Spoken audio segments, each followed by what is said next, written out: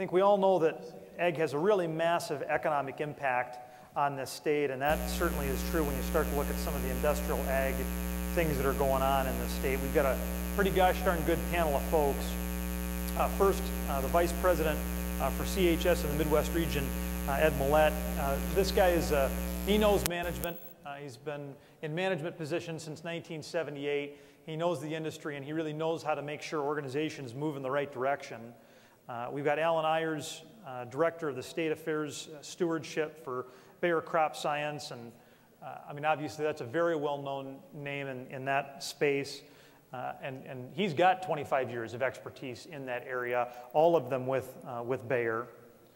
We've also got Jim Tobin, Vice President, Industry Affairs for Monsanto, and he really leads the industry affairs and the corporate affairs piece of the puzzle for Monsanto. We've got Bill Even, former Secretary of Agriculture, who's been with Pioneer, and Bill has great expertise in both the agriculture and energy sectors. We've also got Rob Skjonsberg, the Senior Vice President of Public Policy and Corporate Affairs for POET. Rob is perhaps most noteworthy for being the second best looking Chief of Staff in recent history for the state of South Dakota. So with that, we're going to follow a similar format. We're going to throw a question out to the panel. They'll have a lead respondent. Once they give their analysis, we're going to ask the other panelists if they've got something that they want to chime in on, maybe if they disagree, maybe if there's something they feel like they have to add.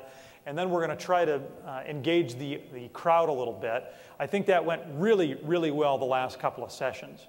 5 panelists is going to mean we're going to have to be a little bit more focused on staying on time, but I don't think that's going to be a problem. This is a group that knows how to take direction, and they know how to accomplish a goal when they've been given one. So with that, let's go ahead and give them a round of applause for being here to start with.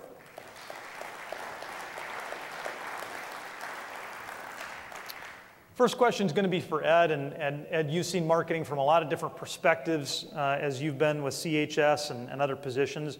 I mean, what sort of tools do you see that farmers are going to have available to them or that they're going to need to be able to help increase production, from a marketing perspective?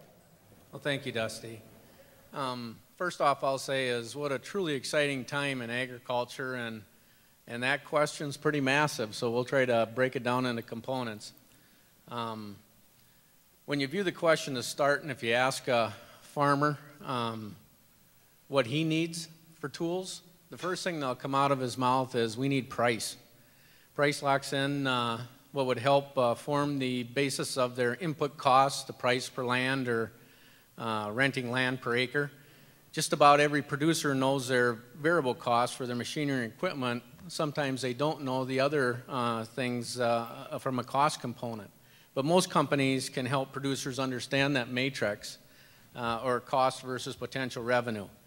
I know our agronomy salespeople, as many companies, can talk with the farmers individually on this. The need for production is imperative to feeding people globally as the population continues to increase. The American farmer has proven in the past they can meet the need to feed the world, and we have confidence that they'll meet that challenge. There's been a lot of numbers thrown around, but the one that I've seen is by 2050, we could see up to 2.6 billion more people to feed, and that's huge. The third world nations that are increasing their quality of life and will be more middle income will want more meat in their diets, and of course that will drive additional production. The outlook for prices at this time seem good with the supply and demand figures that USDA has put out, and currently the carryouts are approximately 5% for corn, so that's really tight. Could see some fireworks there. 5% for beans, but the thing to watch there is the world Assn because that's at 17%, and that's a more comfortable number. And for wheat, and that's the world supply and demand number is another one that we should look at that number at 30%. That's a very comfortable number.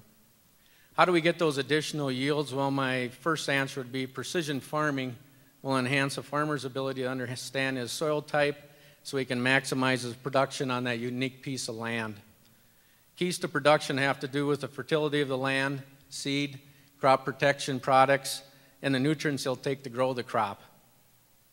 Yes, rainfall is a catalyst, but seed varieties with specific traits will be the future of increased yields. And the new byword out there is the correct seed to the soil. I think Jim Tobin and our fellow from Pioneer, Bill, can probably answer that better than I, and we'll speak more specific to that, I'm sure, in the conversations following. Where's a producer's grain going to get lifted to facilitate the grain movement globally? Well, cooperatives and independents are spending money to speed up facilities and investing in new facilities to handle the proposed increased yields of commodities on the interior. From an export perspective, the largest developments are happening for lifts on the P&W. Those expansions are large, and there's several on the drawing boards. The second would be the Gulf area. Large multinational companies are expanding those capacities, but we're also seeing countries like Japan, South Korea, and others investing in infrastructure in the Midwest to help secure that production to the ports where they're investing that money. What other challenges are there to moving the production increases? Well, the railroad's one. They need to continue to upgrade their tracks and velocity to handle the additional volume. Can this lead to cost increases? Well, I think most of us can make an educated guess on that. The other question in our minds is the river system.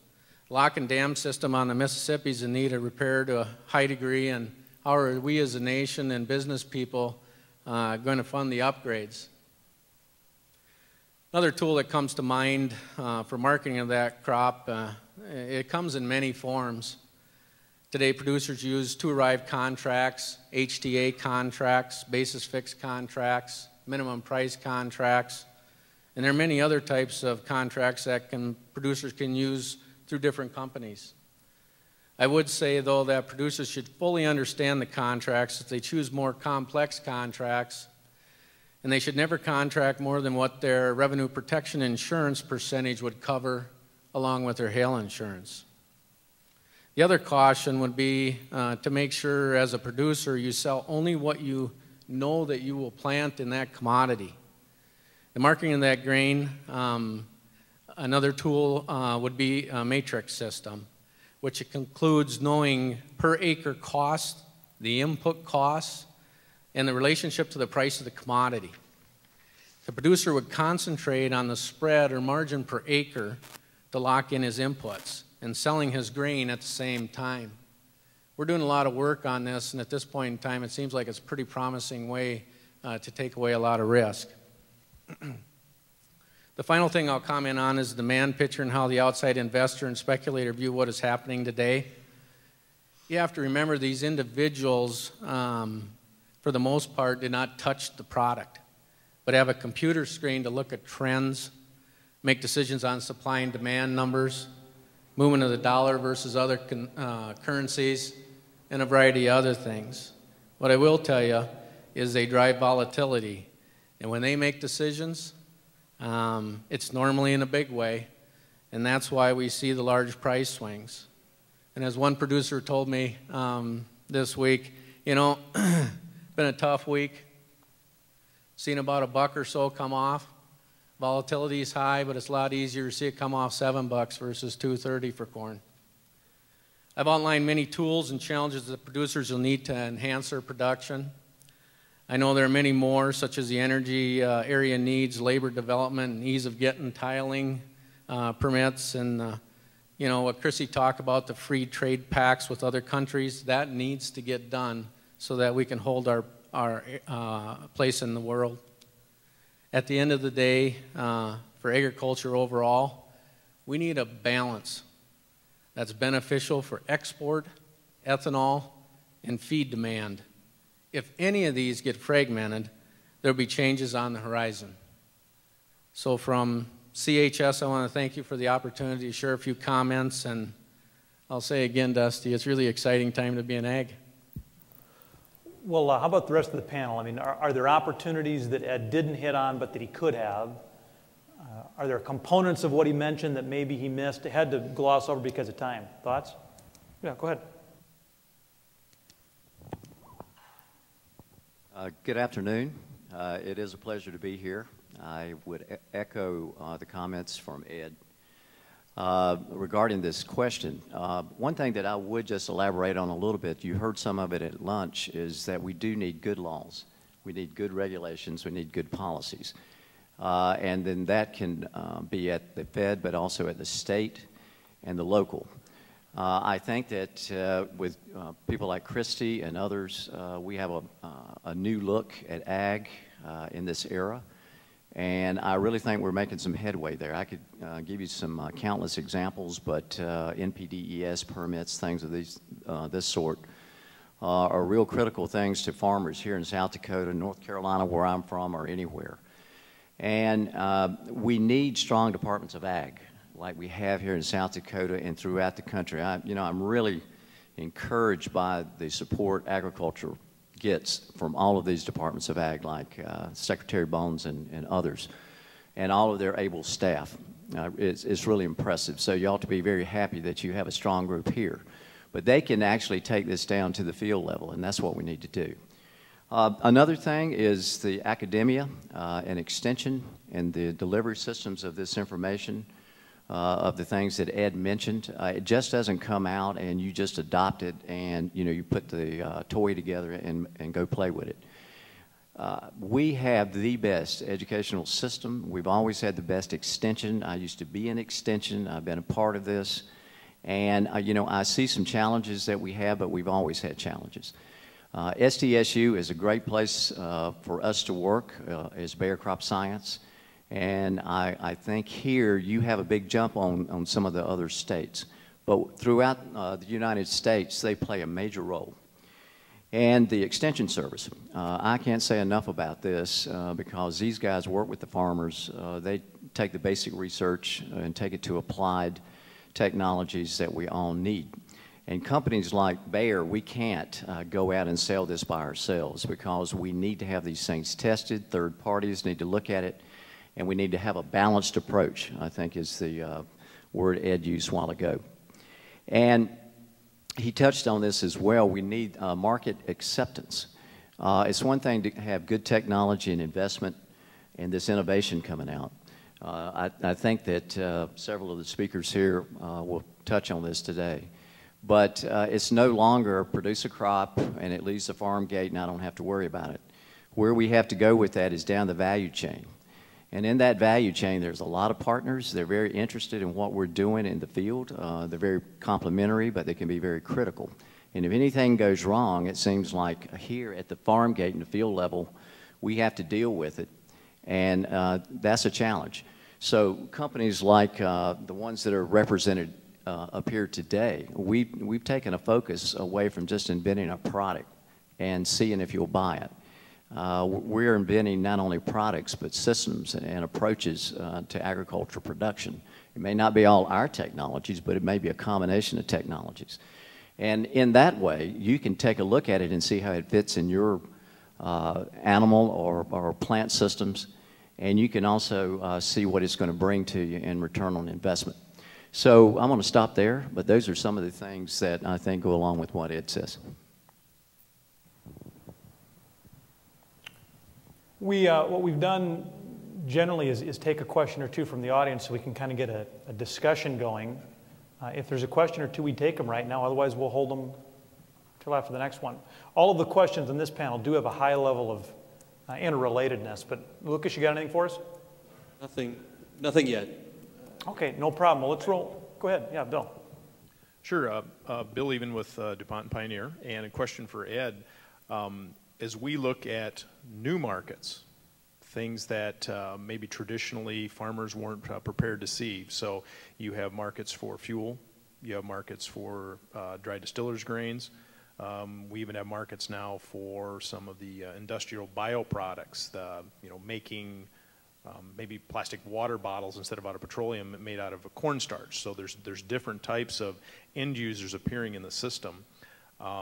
What is CHS's view of those type of new markets, and how do farmers need to be aware of them? Well, CHS does market DDGs, and they market ethanol overall. You're probably aware of that, along with other fuels under the Cenix brand. As we look to the future, you know, that isn't my area of expertise, but quite frankly, there's a lot of things that they're looking at developing internally for those products.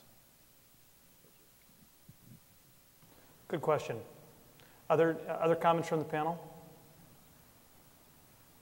Okay, well, the second question for the group, and we're going to have Dr. Ayers take the first shot at this, and it really has to do with biotechnology. And we're talking about new opportunities, we're talking about new markets, and boy, I got to think biotechnology really is a whole different universe of opportunity. Give us an idea, give us some insight into that. Okay, before I get started, I would like to thank the state of South Dakota for one thing. In my bio, if you look at it in the book, it says that I graduated from South Dakota State University with a Bachelor of Science degree in economics. And you're wondering, how can I be talking about biotechnology, and where did I get my PhD from? So I'm going to talk with my buddy Kevin Kephart over at SDSU and see if I can get another degree to hang on the wall over there. That would be mighty nice. I would really be honored. So that's not a criticism. That you know, that's something I'm looking forward to. But back to the subject, biotechnology. I've got people on this panel here that I know that they've got several things to say, and I'm going to be real brief. But you know, I have lived a long time in agriculture now, so I've seen this develop from the 50s. And I went through school, and I saw these technologies develop, and, you know, in biochemistry and plant physiology. I often wondered, what does this all mean, and where's it all going? Because there were very few applications that farmers could put their fingers on, because it was so indirectly related to the things that they were doing back in the 60s and 70s. It was there. It was in our business as well. But we finally started to see this turn a corner in the 80s, and of course it manifested itself in the 90s and is here today. And that's biotechnology, interesting term that's been much maligned by many, but revered by others. And really, biotechnology is part of our modern agriculture for sustainable crop production. Bayer and Monsanto and Pioneer and all of the other companies that are involved in this exciting science sees this as a key for a more sustainable agricultural production through this science and innovation that we got. And it's been mentioned many times by many people today that it is one of the cornerstones for reaching this goal that's out there by 2050. It's not only 2050, it's in 2012, it's in 2015, it's in 2025. This population is increasing. That's one thing I said in classes in 1970s, and it said we would have this many people on the planet by 2000 and 2010. And you know, we're all going to be starving if we don't do something about it. Well, we do have that many people today. Those models were predictive and they were pretty accurate, but they were not accurate about starving people. We do not have that. We have people on this planet that don't get enough to eat, and they do have a problem with that at night when they go to bed. But you know what? It's more of a problem of distribution. And biotechnology is going to be the next key to this second greening revolution that we're all already experiencing. And it really is something that I have to talk about every time I look at the megatrends. Some of them have been mentioned today in bits and pieces, but those megatrends are true. Feeding a world population. If any of you out there in the audience have any trouble trying to explain to your family, your friends, anybody else about the benefits of what you do in agriculture, just talk about feeding the world. And there's no more noble cause out there. And it all starts with seed. I don't know which came first, the apple or the seed, but the first harvest in the Garden of Eden, that was the real key to having a fruitful harvest for many, many years to come. And of course, we had some other things that happened along the way there that we're having to deal with, but seed is where this thing has always started, and biotechnology is now in the seed, and it has tremendous promise. Biotechnology, before I go any further, also is in many other things, in many other industries. I'm part of Bayer Corporation, and we have pharmaceuticals. It's used in that. So many of the medicines and the treatments that you have, it's a part of that. So The global economy is changing. We've heard about the redistribution of wealth, growing middle class in some of these mega population countries. They are not only going to demand food, but the feed and the fiber and the fuel. So the 4 Fs. The 4 Fs are very important, and biotechnology plays a role in all of those. I'm sure if we had 4 Fs on our report card when we were going through school, that would not have been a success story. But biotech really makes the 4 Fs very, very much a reality. And the other things that we've, in addition to this, is climate change. Not a lot of discussion about that today. A very controversial subject. You know, and I've lived and died by models and through graduate school and things like this. So it's debatable, but one thing I am for sure is I grew up on a farm, and every day when I got up, we talked about the weather. Could we go in the field? Could we plow? Could we spray? Could we harvest tobacco? Could we put it in the barn? And so climate is always changing. And, you know, flying over South Dakota and North Dakota these last 2 weeks, it is a green 2 states up here where normally I see a lot of brown and a lot of golden grass out there on the prairies. It's really, you know, an episodic event. Maybe it'll be different a month from now. But biotechnology enables us to adapt and be flexible when these things occur. So this is another option that farmers will have with that. Now, what are the benefits of it? First it starts with crop yield. And this is where we have got to double our food production from where we are today to 2050. And that's pretty impressive because this doubling is really going to produce about as much food as we've done in the 10,000 years before. I don't see any other way that we can do it without good genetics. And biotechnology, molecular biology is at the heart of that. And look what's already been done with this technology over the last 20, 25 years. It's really changed the way that we approach how we go to the field and how things come out of the field. And one of the major revolutions is the minimum to no-till. And we've been preaching the benefits of this. It doesn't fit everywhere, but where it fits, it is remarkable of what it does. Preserving the soil, the erosion, prevention, both air, wind, water. It's all a part of that. You can't separate the two. And then, you know, it really got started from all of the companies and at the universities, private industry, by just looking at things like pests. The pests that have been here ever since we grew that first apple. It really started this whole revolution. And when you talk about pests, you have to start with the insects. Then you have the diseases and all the fungi and the bacteria. I'm a plant pathologist. You know, these are the things that got me excited about this whole business that we're talking about. And then you've got the weeds. And biotechnology has just changed the way that we have taken integrated pest management to a new level. We're more effective. We have more options. It's not always perfect, but we have a lot more combinations today that growers can look at. And the real untapped resource that it will help farmers is, well, you get criticized for growing more crops, lower prices, you control a pest, and people are going to say, well, there's harmful things that you're doing.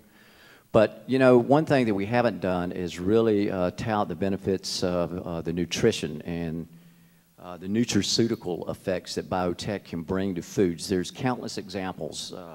I think a lot of you today, a good and maybe not so good example is the golden rice that was developed as a collaboration of scientists globally to really address a major problem that we had in global hunger. And it was all because of nutrient deficiencies that people who did not have a balanced diet like we do here in the U.S., they could have a food that would give them a lot of nutrition, this vitamin A, to address the blindness and you know, just basic good health that they did not enjoy because they had neither the crops at their disposal or the income to buy them. There's plenty of oils. Some of the groups up here with the DuPont and Bunge have the Nutrium, and you're talking omega-3s and the different biochemical things that I learned in college are now being taken right to the plate. And they mean something. And, you know, we're sitting here today, we understand and we appreciate it, but until you have people in New York City or in Miami, Florida understanding that, they really don't understand the benefits of agriculture, and that's what Christy was alluding to today. So that will take us, from a farmer perspective, a new option to market acceptance that we haven't always had. And just, I'm going to close with some key facts. If you sit there and say, well, you've got all this technology, and, you know, really, is it working? Over the past 15 years, and it probably goes back further than that, but this is a good time frame. Accumulated biotech crops have been planted. It's exceeded over 1 billion hectares. Just do multiply about 2.5 times that, and that translates into acres. That is a lot of biotechnology being implemented. In 2010 alone, globally, 15 million farmers planted almost 150 million hectares of biotech crops. Now these stats, I know we have some people here from the Department of Ag, and we all have these stats, but when you really get down and start looking at it, this technology is not going to go back. We're not going to go grow things like we did 100 years ago. And why? Because there's a reason. They're increasing productivity. That is, we've mentioned it.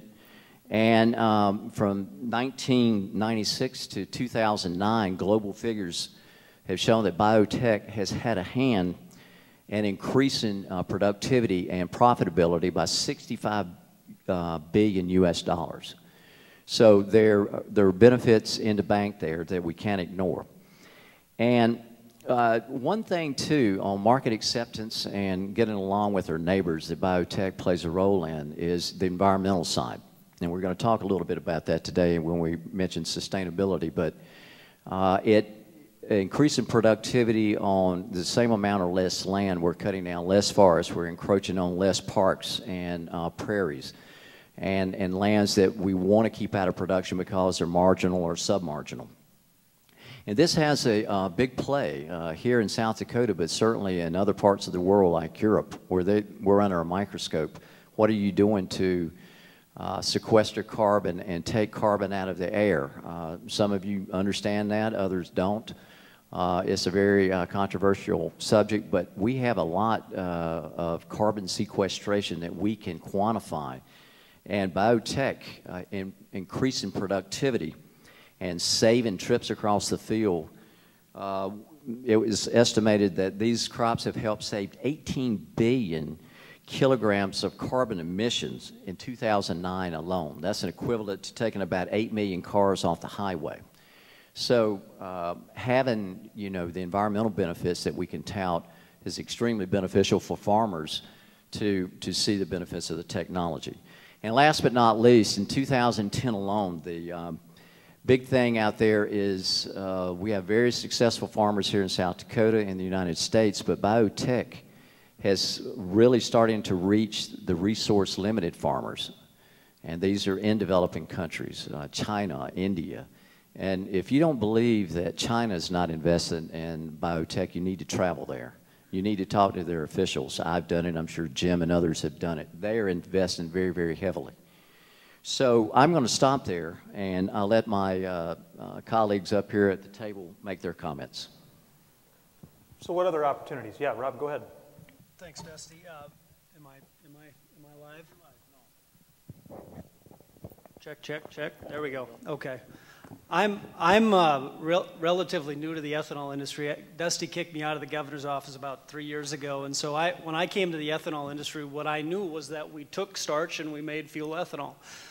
And I think probably one of the greatest stories that we have to tell, and one of the greatest things that we have to look forward to in the Midwest, but throughout the country, is the fact that, you know, the things that we're starting to find from a scientific standpoint with agriculture is just astounding. I wrote some things down: biochemicals, biopolymers, stover to biomass, cellulosic, solid fuel boilers.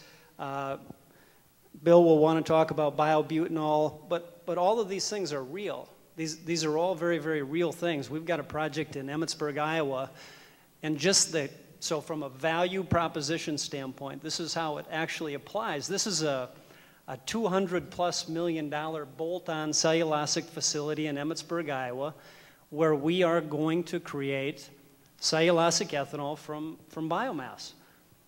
And what a phenomenal opportunity for the Midwest. And if we take that one step further, and if we perfect this technology, and we figure out how to evolve and how the science can help us achieve those successes, we can take all of these great opportunities and bring them down to the local level so it's actually dollars and jobs.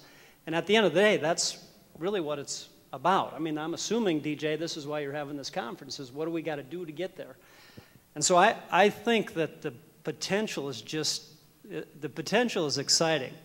The income diversification opportunities, I think, are enormous. The feedstock diversification opportunities are enormous. And as we see these things, lastly, what I would say is as we see that kind of diversification, as we see that kind of an investment, as we see those types of other economic opportunities, a lot of the pressures and a lot of the stressors that we as an industry and as people involved in agriculture are seeing and feeling today, a lot of those stresses are going to become lesser and lesser because we're able to blanket out and cover different things. So I think the opportunities are endless, and that's probably the most exciting part about what we're talking about with the biotechnology piece to me. Boy, and that, I mean, that really is a big take-home lesson. I mean, you look in a number of places in this book, you know, the sort of the theme of the summit is agriculture dash the economic driver, and that's right what you hit with, Rob. I mean, they're fancy words, but they have, if you do it right, a direct impact on people who are living across South Dakota trying to make a living, trying to make stay a little better, right? Just am I on? A quick addition. As you think about the possibility, and it was mentioned earlier, of doubling corn yields by 2030, we're going to have a lot of corn stalks out there. And we've taken time working with equipment manufacturers and others in the industry to help figure out how you're going to handle, or how you could handle corn stalks, bale them up, or put them in cubes or whatever, and make them available. So I'm hoping your plant's going to be ready to take on these corn stalks, because we're going to produce a lot of them over the next 20 years, and we'll need help putting them in place. Another thing I've mentioned, and it's been touched on, but we've planted our 16th crop of soybeans and cotton with biotechnology improvement this year. We've really proved that it works. Farmers have tested it very thoroughly, and as the Europeans and others still question whether they want to plant it or not, I think we're getting a lot more interest around the world in this as we talk about the possibility in the future of having drought tolerance. And I know drought's not a good word to talk about with all the rain going on here, but people are more interested in that. They're more interested in the idea of getting more efficient use of nitrogen in corn in the future. And so some of the things we have in the pipeline are gathering a lot more interest around the world. It's harder to get upset about the ability to produce more with less, to produce more on the same land. And I think that's a real opportunity for us all as we try to help people understand the value of this technology. What sort of thoughts do we have on biotech from the audience? Any questions? Yes. One of the questions that came up is what can be done to fix the current regulatory holdup for approving biotech crops? Who wants to take the first stab? Bill? I'll jump on that hand grenade, right? Following up with something Jim just mentioned, we are well over almost 2 decades into what's known as the coordinated framework that regulates biotechnology in the United States. And that was put together back in the Reagan administration, back in the mid-'80s. And it's provided the very rigorous regulatory review by both the USDA, the EPA, and the FDA to make sure that these products, which were new and novel at the time, were actually going to be safe to introduce into production and into commerce and into the food stream.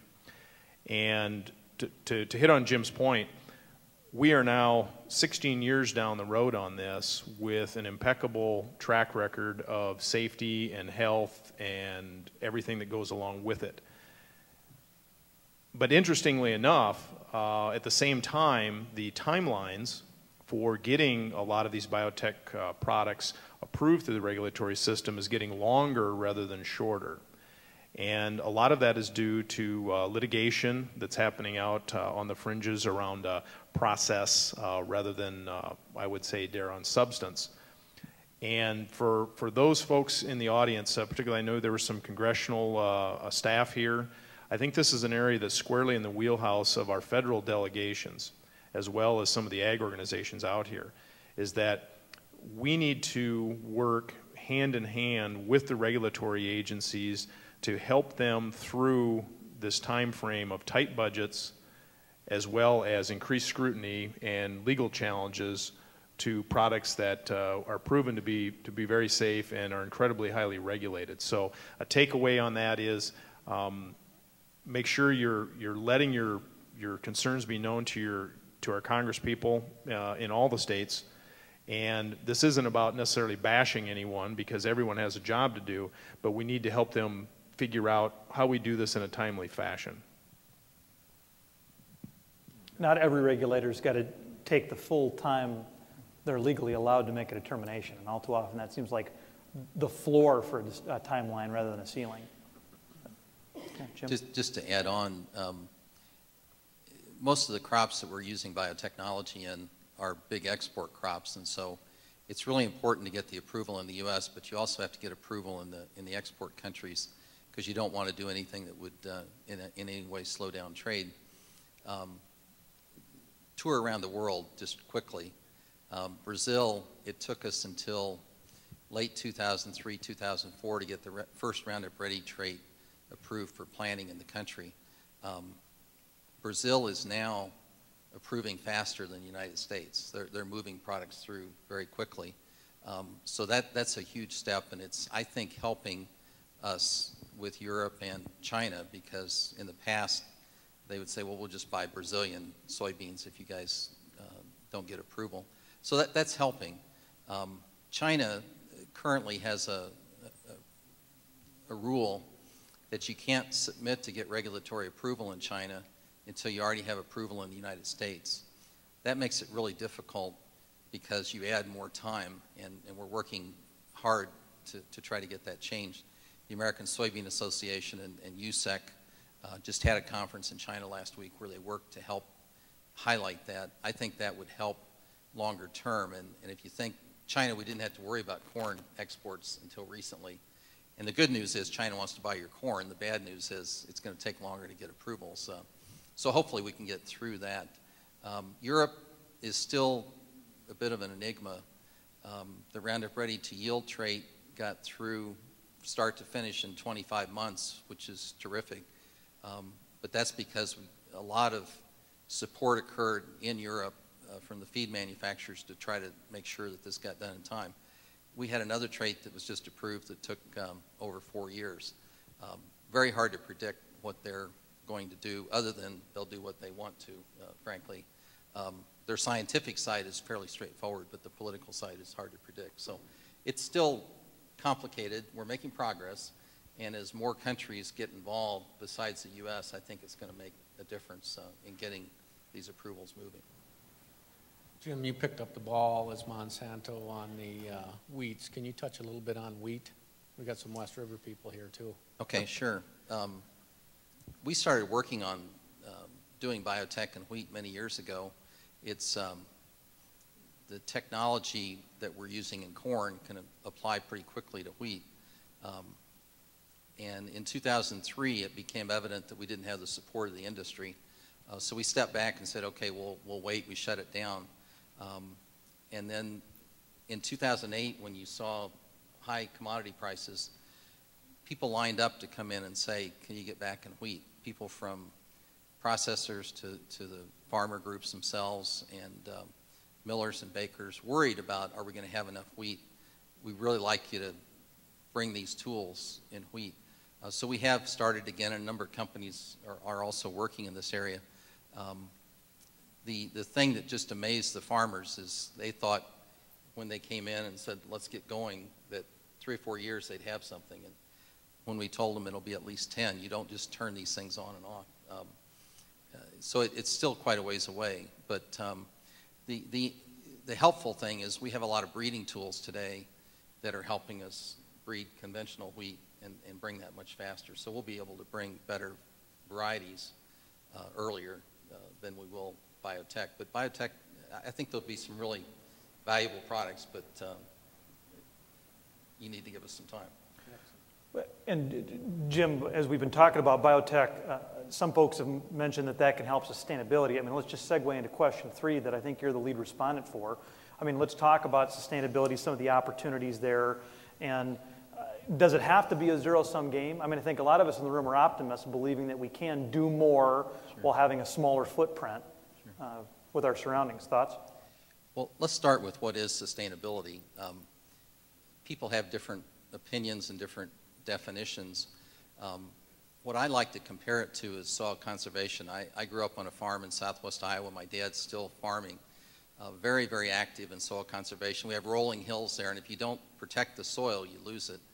And as the farmers in the room know, you can't replace that topsoil if you lose it. Sustainability is the same thing. You want to be able to produce for today and protect your ability to be able to produce in the future. Or as my dad would say, leave the land better than what it was when you received it. So that's what it is. How can we do more with less? And this doesn't always get defined real clearly, but what we can do is if you take it on a per unit of production, whether it's corn, soybeans, or wheat, that bushel, if you look at what it takes to per unit produce that, I think we really can, and we have shown that we can do more with less. A group called Field to Market, that's part of the Keystone Group, has, I think, 40 different organizations, several of them here, involved.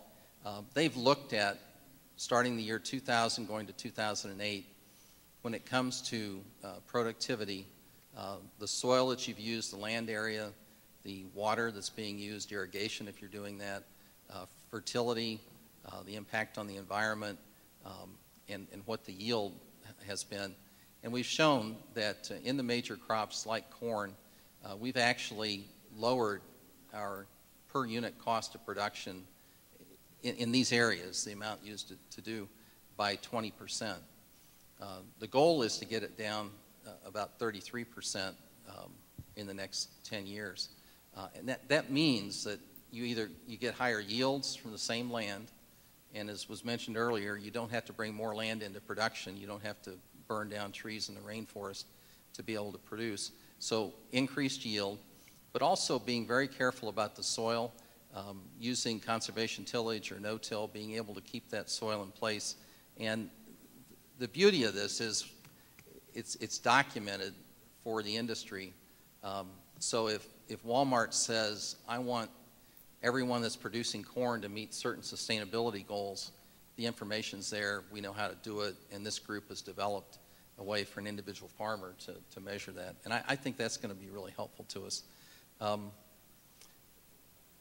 One other one I think you'll find interesting, we've looked at what the yield increases have been between the year 2000 and 2008 in 8 different areas around the world for corn. We've done it for a lot of crops, but for corn. And I think this may be really logical to you, it wasn't to the Europeans. The Europeans have the very best germplasm available to them, but they're not using all the technology. For example, biotech's not being used there. If you look at the yield increases that they've had in that eight-year period per acre, in this case, the United States, Canada, and South Africa all had 3 times the increase in yield per acre during that 8-year period as what Europe did. India doesn't use biotech yet in corn. The countries I mentioned had twice the yield increase in the same period of time. China doesn't yet use biotech in corn.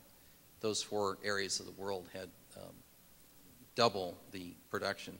And so if you look at places where they're not using all the technology tools they're not keeping up. They're not getting the productivity gains that we are, where we have all the tools to use. And so I think it's really clear that the tools are working, that we're able to show that we can get increased productivity. And one last comment relative to sustainability. Why is it important? When I was in college, we talked about we're going to need more production and there's not going to be enough food for everybody. And we all believe that, but it didn't quite turn out that way. I think what's different this time is that we're seeing in developing countries around the world incredible, not only population growth, we've been seeing that, but incredible increase in spending power. They're earning more money, and as we look at the development of those parts of the world, we think that China, for example, could have 7 times the earning power in a really key segment of their market. And so if that's true, if these developing countries continue to grow at the rates that they're growing, it means you're going to need twice as much corn, more than twice as much in soybeans. You're going to need twice as much cotton, because people will have the ability to spend the money to upgrade their diet and upgrade their clothing. And so it's a really bullish time for agriculture, and I think we all know that, but there are reasons that it's different this time than what we saw 30 years ago. Now, Rob, it's got to be frustrating for the folks you work with, and when you look at sustainability, and everybody in this room knows that food versus fuel is a false dichotomy, and that in fact ethanol aids sustainability, but a lot of people out there think the opposite. I mean, that's got to drive you crazy. Yeah, I was about to throw my microphone, so I'm going to be the dissenter a little bit. But I think at the end of the day, this is kind of big picture policy perspective. Sustainability, in my opinion, is doing the right thing, but it also makes economic sense. And I think if you have those things in place, people are going to take care of what they have. And so it is such a ridiculous, offensive thing to me to have policy created by people who drive a smart car and, drink lattes on their way to their skyscraper, in LA. I mean, that's just horrendous what's going on right now. So I still believe that the most conservative, from a conservation standpoint, from a sustainability standpoint, I will forever put my faith in the guy who derives his living from that ground than from some person trying to create a policy so that they can get some type of statutory outcome. And so we've just kind of tiptoed around this issue for the last couple of years, and we've got some pretty crazy things that are literally in statute. Indirect land use change. So, your father in southwest Iowa, somehow he's responsible for something that takes place in a foreign sovereign country. I mean, these things are just ludicrous. And so I think if the question is how do state governments help, it's get engaged, because there are a lot of people that I've got this theory that as the population, and Bill and I have talked about this, as the population moves further and further away from the Midwest and, kids forget how to change a tire and mow their own lawn, I mean, we've got some real problems. And so we need to stick together, and we need help from leaders like the governor, like yourself, because you've got influence where we may not have it. But I think another part of it is industry needs to stick together, and that's a big part of it as well. Well, Bill, you and I talked yesterday about how neither of us used this phrase, but it seems like maybe we're losing the battle for ideas and values with regard to sustainability. I mean, did I go too far there? Am I saying that right? What's your take? Well, thanks, Dusty. And playing off the comments of my fellow panelists here, I think it's important for all of you sitting here at the tables this afternoon to understand the rate at which the rest of the agricultural value chain is beginning to adopt definitions, if not standards, for sustainability. And Jim mentioned the field to market group. You folks, you got a pen out there, write it down. Field to market, look it up on Google and follow what they're doing. There's going to be some new innovative things that are coming out from that organization here later this summer. But you have choke points in the value chain, whether it's major retailers like Walmart or major processors, say just like Kraft, for example, that are being pushed and moving intentionally towards their own set of sustainability metrics. And agriculture needs to be at that table. Production agriculture needs to be part of that conversation, or we do run the risk, as Rob referred to, suddenly something is built into a standard or built into a practice or built into a law or a regulation that is really not functional or practical or is based on faulty information in production ag.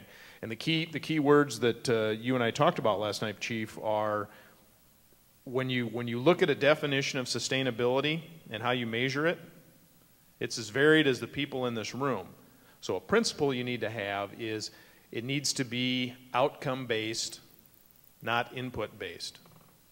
Your definition needs to be performance-based, not process-based. And Jim alluded to some of the numbers that agriculture can prove that we're doing a better job on a per unit of output through adoption of modern technology and just good old-fashioned hard work and conservation. Let's, and I'm sure panelists have some other thoughts, but is there a question? I mean, this is a really compelling topic. Is there a question or two from the field? Dusty, we do have a question in the back here. Jeremy Frecking with South Dakota Soybeans. Great, go ahead, Jeremy. Thank you, Lucas. About a couple of months ago in the South Dakota Soybean office, we received a phone call and an email from one of our state legislators who had received a letter from one of their constituents regarding genetically enhanced crops. And this constituent was advocating that our state legislator introduce legislation next year to food label any food that was produced from genetically enhanced crops. And I was just curious, we obviously followed up and provided the talking points and the factual information, but I guess what was disturbing, the letter that was sent was packed full of lies, claiming that if you eat genetically enhanced food, you will get cancer, illness, disease, what have you.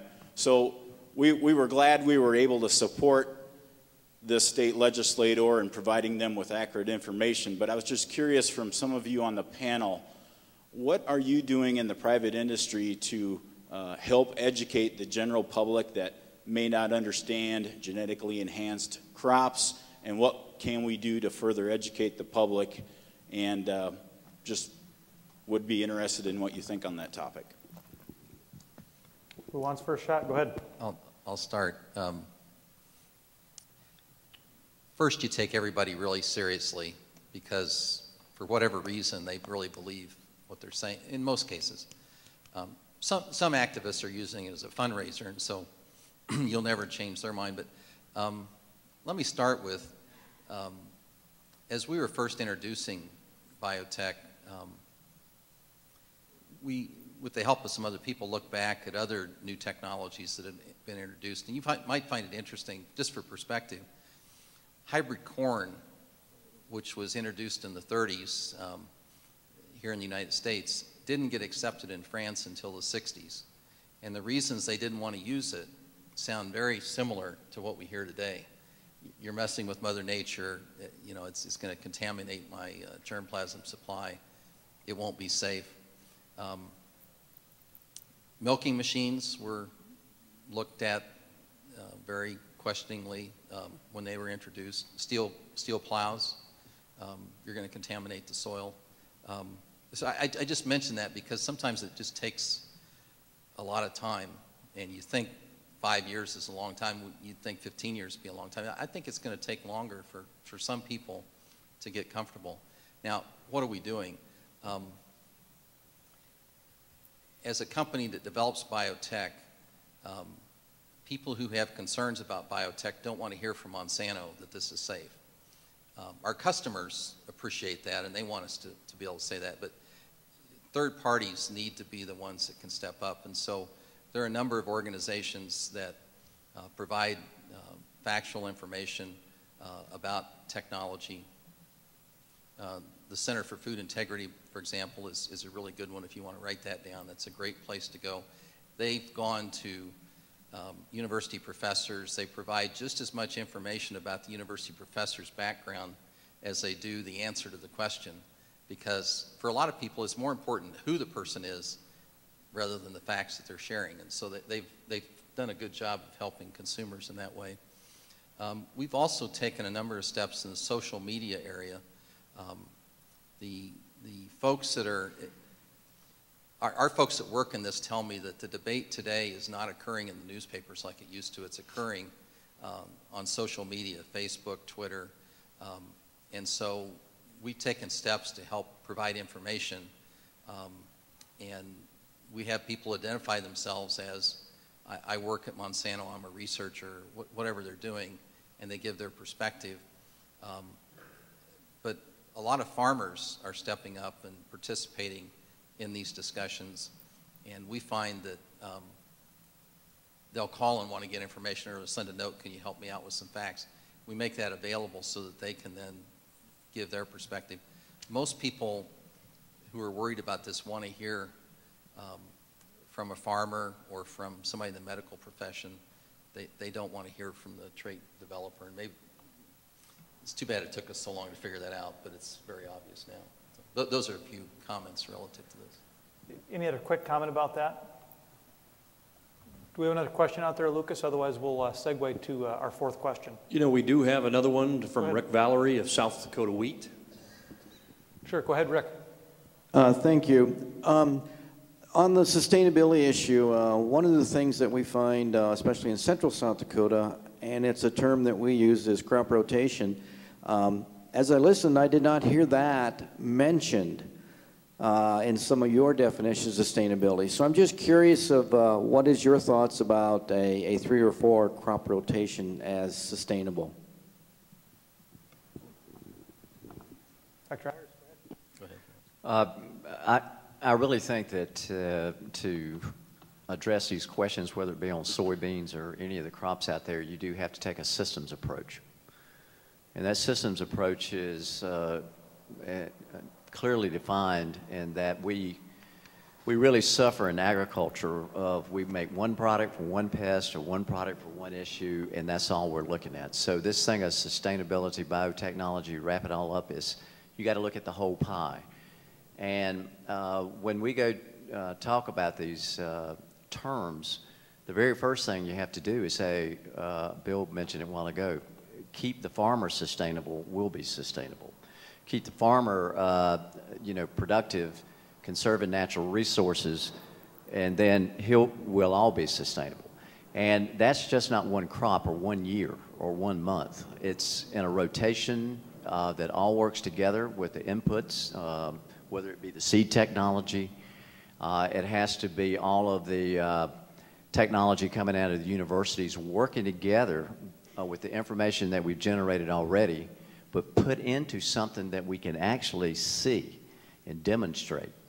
And that lends us to where we're really missing things that we can go back to concerned citizens, is that we have a template that can measure the benefits of these crop rotations and all the inputs, and showing the productivity and using less land and less energy and saving water and soil. And those things have to be quantified and then distilled down to something very simple. And so I think we have all the tools there, but I would think everybody would agree with me. We're really evolving on how you analyze those things. We mentioned field to market. There's a big consortium out there, a sustainability consortium right now, trying to define what those metrics are. And today, you sitting at the table is really not all that important exactly what these guys are going to come up with, except one thing, that we have people from the agriculture community at the table talking about them. So when we generate some of these things that could be fairly complex or academic, that they can be distilled down into layman terms to show the benefits of rotation and good genetics and good conservation. So, Bill, all of these things we're talking about are really capital intensive, whether it's biotechnology, whether it's increasing sustainability, whether it's finding new markets, increasing production. Is there enough investment going into the ag industry generally, And if not, what do we need to do about that? Sure, thanks, Dusty. And on behalf of DuPont and Pioneer, it's a pleasure to be here and be sponsoring the conference. When you talk about getting capital into agriculture, it was floated about in the discussions earlier today with the banking panel. It's really about profitability. When you have a sector that is profitable, it's going to tend to attract more capital because the banks are assuming that they're a little less of a risk profile. And it also is important, it's a great way to bring youth back into agriculture as well. When I started farming in 1983, literally about 20 miles straight west of this building. And my father discouraged me from doing that. And of course, bullheaded that I am, I opted to start a career in agriculture. But we are at a point now in agriculture where I'm not sure, I think maybe it was Ed that mentioned it, we're in kind of an era where we're hitting on all cylinders. And that type of excitement is really the genesis of these conferences and the genesis of the cash that's coming back into agriculture. And I certainly hope that you folks in the production realm here at the tables are telling the same things to your sons and daughters that I'm telling to mine. My daughter is sitting here in the room. She's working for the South Dakota Soybean Association. My son is out raking hay today, and I'm encouraging him to take an active career in our family farm. And so those type of messages come when you have some profitability in the sector. And maybe to segue in a little bit to the charge of the question around innovation in agriculture and that type of investment. When I had got these questions a few weeks ago, the question was innovation opportunities. What is needed to encourage new investment in agriculture? And I keyed in on the word innovation. And much like sustainability, there are a lot of different definitions floating around out there. So I did what every person does. You type in innovation into Google and going to educate myself. 314 million hits on the word innovation. 314 million different places I could look. So where'd I go? I go to the dictionary, right? The tried and true method when you get swamped by the internet. And innovation is an old Latin word meaning to renew or to alter, which really moves into making something new or different or to invent something. And in some of the research that I did in preparation for today, it really came up, there's three things that you look at in innovation. And for those of you that are involved in agriculture, those of you involved in policy, I'll try and explain the extent of my learning. Innovation requires three things. The very first thing is going to require capability. And that is you need education, you need investment, and you need a competitive culture like we have in the United States, a capitalist, free market society. Second, innovation requires a sustained renewing effort. And I would liken that to planting a garden. If you're going to go out and plant a garden, you just don't run out there, drop a seed in the ground, and then show back up again in the fall and hope that everything's hunky-dory and you've got your tomatoes. That isn't how it works. And innovation is the same way. You have to go out and be willing to spend the time and the effort and the care and the feeding and the watering in order to get the results. And when you look at it from a policy standpoint, Dusty, these are investments that the state will make in that education and the banks will make in investing back into our ag business operations. And then the last point is the word around inventing. You think about innovation, a lot of people think, well, the inventor, and, I have my, crazy uncle back in Humboldt that was always, tinkering around on something in the shop, spend a whole day working on something to save 5 minutes worth of labor, right? He was just that kind of guy. But in order for an invention to be an innovation in agriculture, you actually have to translate it to society at large. And maybe a good way of explaining that is, Alexander Graham Bell invented the telephone. Well, that was an invention. but actually getting it mass produced and affordable out on a network that was in all of our homes, that was innovation. That moved the needle. It changed American society and global society. And I think when we look at that from an agricultural standpoint, Alan had mentioned megatrends. And at DuPont, we're focused on three megatrends that require innovation, and that, quite candidly, I think South Dakota's competitive and comparative advantage in agriculture lines up with. Number one, food. You've heard the story all day today. Number two, energy. Rob is going to talk about that next. And it's really moving away from fossil fuels. And number three is protection, and that's protecting the people, whether it's food safety, or protecting the environment, to Jim's topic around sustainability. And so when South Dakota is looking where to put its money in the long run, in this, this long-term gardening effort, we have to decide what we're good at, agriculture, our state's #1 industry, and then make those investments in our education system that will build what I've characterized as, the human capital that you're going to need in order to be successful. And wrapped up in that, from a law and policy standpoint, one way to encourage innovation is to have good regulation. And again, Rob is going to talk about that. But freedom to operate is critical. I don't care if it's a livestock facility trying to receive a zoning permit so it can expand. It could be something that Alan is working on with a biotech crop, that you need to make sure you're managing coexistence issues properly with your neighbors. But that freedom to operate needs to happen. And once you have freedom to operate, folks, you're going to attract capital, and you're going to attract people.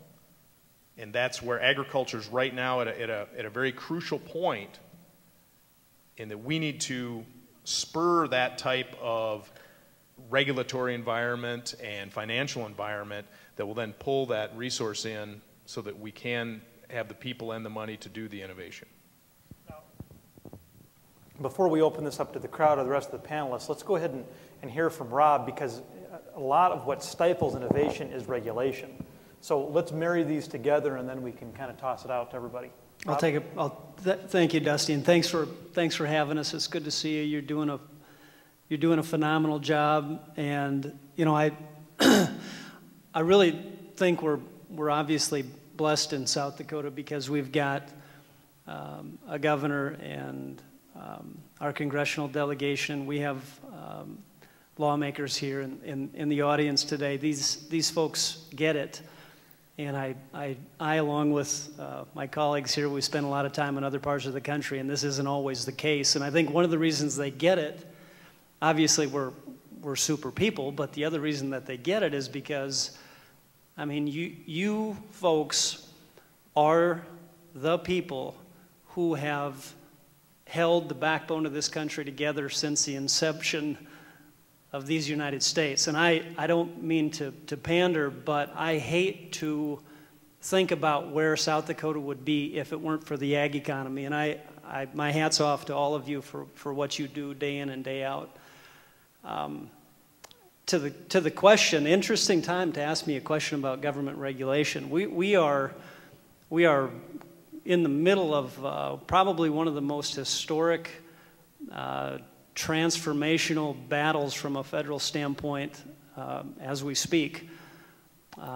We've got some really big challenges from a federal government standpoint, and frankly, we're doing our best to cut a deal and to put us on a path towards more of a consumer-driven demand can drive supply, consumer choice type of marketplace from a fuel ethanol standpoint. And I would also submit that it's not just ethanol. It's not just fuel ethanol that's in kind of this transformational period. I think that all of us in agriculture are right on the verge of this. I mean, we're right around the corner is going to be the next farm bill. And I think my belief is that we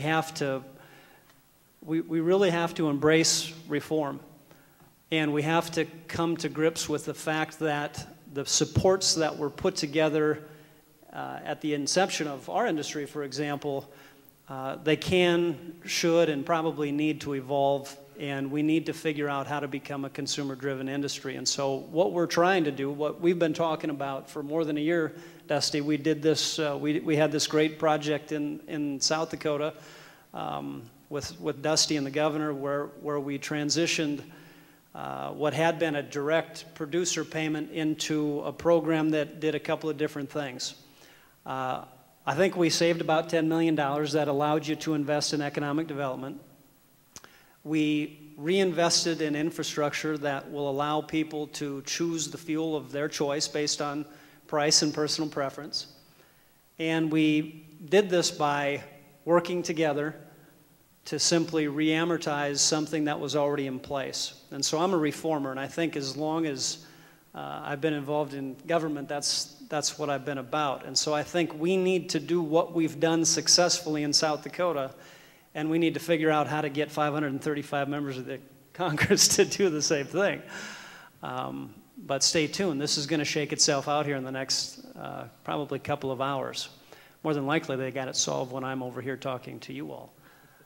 But, you know, I think as far as what you can do, Dusty, and what the Secretary can do, and what his staff and what legislators can do is you got to understand that this industry, our industry and agriculture in general, we're going through some pretty transformational things. When we come back a year from now, we'll be talking about a whole new lot of topics.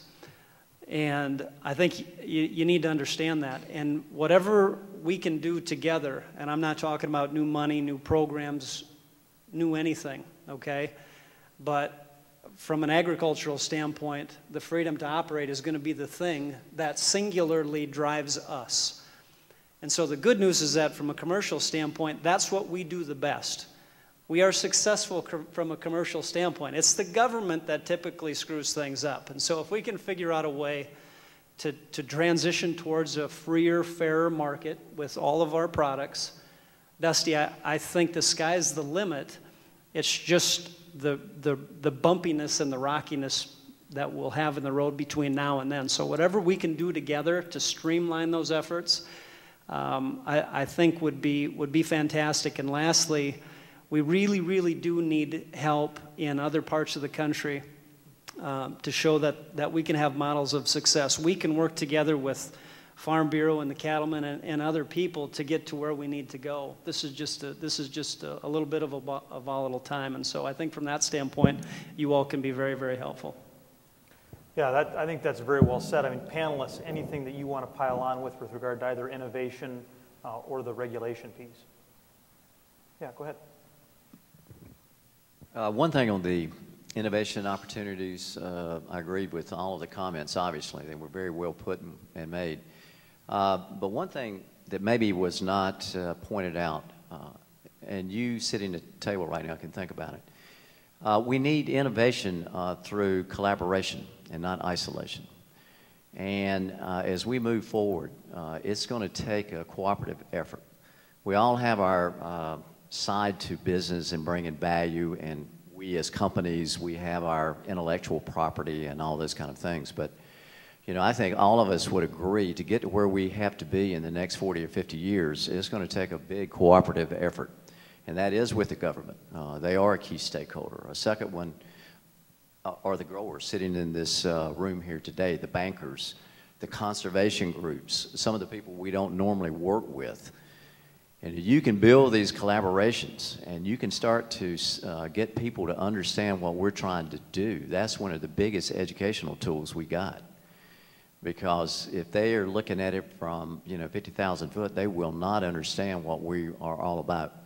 So we need to have those groups go and talk at the state and at the Fed level to get money to come back to our universities to breed this innovation and to take it to the market. That's where we come in. We can all be a part of that. But I think in the next 40 or 50 years, we've been doing that for a long time. This is not new. But we just need to do a better job of it and not be so protectionist in our actions.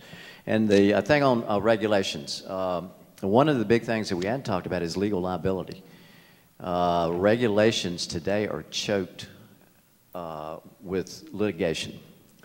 And it's our own fault. I mean, this is the way our society has been built. There's lawyers in this room, and every time I get in trouble, I go talk to a lawyer. So I'm not talking about you. I'm just talking about the way that our laws and regulations and policy is set up. It just allows people to go in and sue anybody and everybody for the least little thing that can cost millions and billions of dollars. And they don't have to pay for it if they lose. Something about that story is not right. And so we need regulations that are not so complex and vague and ambiguous and litigious that you can go in and just sue somebody for the heck of it. So if together with the Department of Ag, with our grower groups, with Christie and Senator Thune, we can make this better. But it's going to take a long time. This is a long road.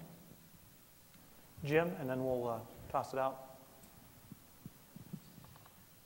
I would just make a request that the challenges we're going to have in agriculture in doing what we want to do and what we need to do over the next 30 years, we're going to need the best and the brightest to stay in agriculture. And so anything any of you can do to encourage your children, your neighbors, your friends, make sure they take a look at agriculture. There's a lot more than maybe what they're seeing on the farm.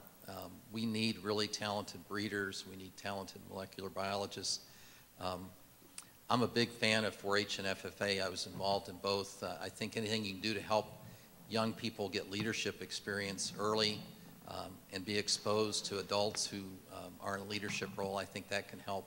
And then whatever we can do to help the college students take a look at these opportunities and get them to stay in agriculture and stay and help us with this really challenging opportunity that we have in the next 30 years. Thanks. Well, Bill wants in too, but boy, I think you're right. We've talked a little bit about how sometimes farm families almost discourage, you know, the next generation from getting involved. I wonder if just also as a state, sometimes we emphasize too much this idea that the excellent among us flee the state. When in reality, the numbers don't particularly bear that out. I mean, South Dakota's been a net importer of young people for quite a number of years now. And something like not quite a third of the students at our regental institutions are out-of-staters. And they're reasonably likely to stick around and build a future in South Dakota once they get here.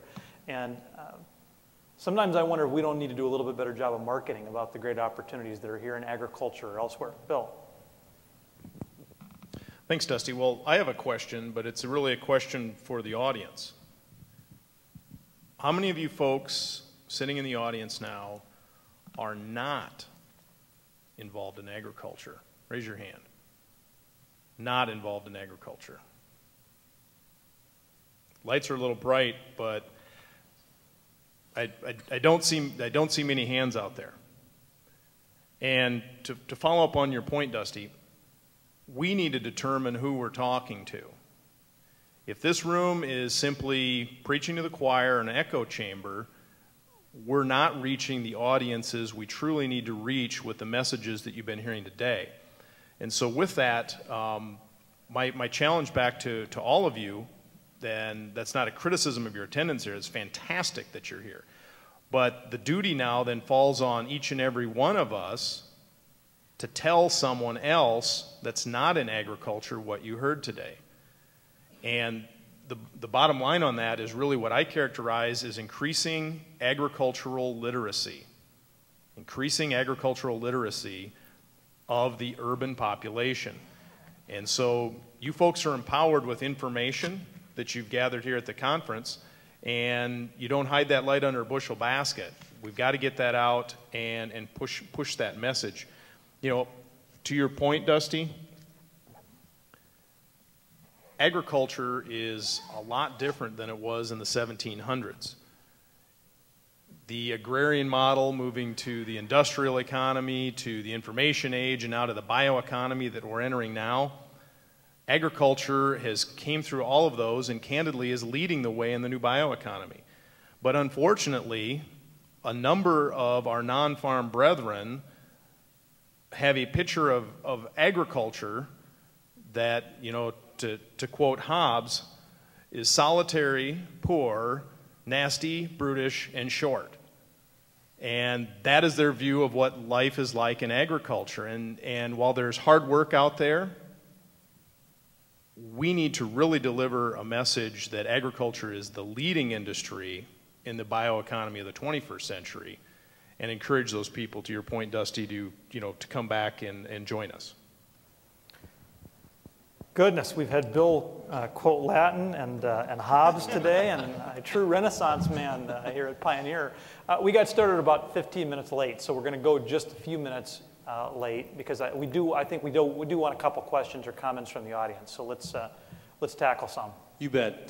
Gentlemen, we have with us the Dean of South Dakota SDSU Ag and Bio, Dr. Barry Dunn. Well, thanks for your time and your leadership. The question I have is, how does society achieve the vision that the five of you have laid out as it de-invests in agricultural and technological education, scientific education at the land grants, to the point of universities giving up land grant status, cutting agriculture to the bone? How do you rectify, or how do you balance out that irony that exists in society? Easy question. Who's up first? Thanks, Barry.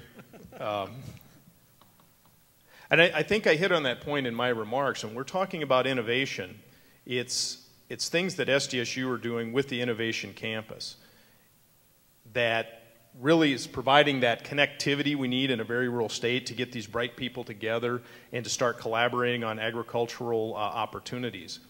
But, candidly, I had this discussion last night with the Chief of Staff, in that we in the agricultural community need to make sure that our voices are heard to our legislators, our leaders in the state of South Dakota, that when budgets are tight, as the representative said at noon, everyone's going to have to take a haircut.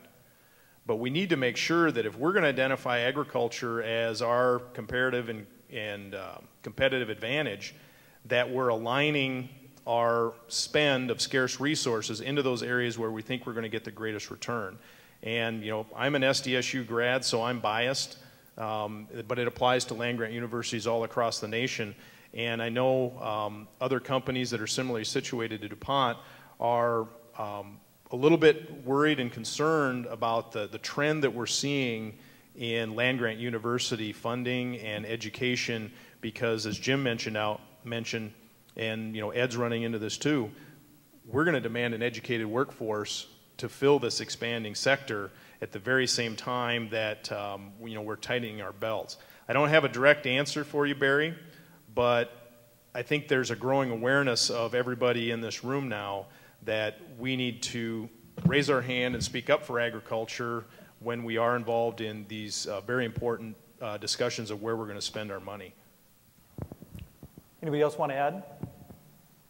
We have another one from the floor. Good, go ahead. I appreciate your comments, Bill, on getting this message out to the public. One of the things that it seems to me that we should be doing more of is working with social media. That's the way to get to the next generation, rather than just having meetings and so forth. And just a comment when we're talking about that, remember that if someone puts something negative to agriculture out on a blog, it's my understanding it's best not to reply to that, but go set up your own blog and put the positive out there, because if you respond to theirs, you increase the hits on their blog site and they rise to the top and we still stay at the bottom. So we could use a lot of information from groups like yourself to help set up these blogs so we can go out and blast the social media and get that message out. Thanks, Dan. I think that was Dan, right? Yes. Dr. Dan Little, yes. One thing that I should mention, an organization called the U.S. Farmers and Ranchers Alliance, U.S. Farmers and Ranchers Alliance, or USFRA, if you want to Google this, please write it down.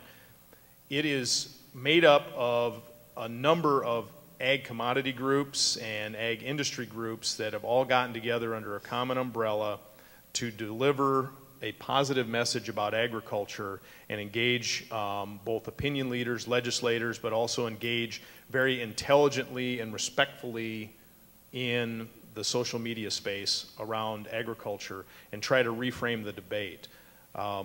DuPont is one of the early funders of this effort, along with a lot of checkoff dollars and a lot of producer money that's going into it. I encourage you to take a look at it. I think it heads in the direction that this industry needs to be focused on when we talk about agricultural literacy. Thanks very much. Really, really interesting panel, and you guys did a lot, covered a lot in a relatively short amount of time. Ladies and gentlemen, let's give them a round of applause.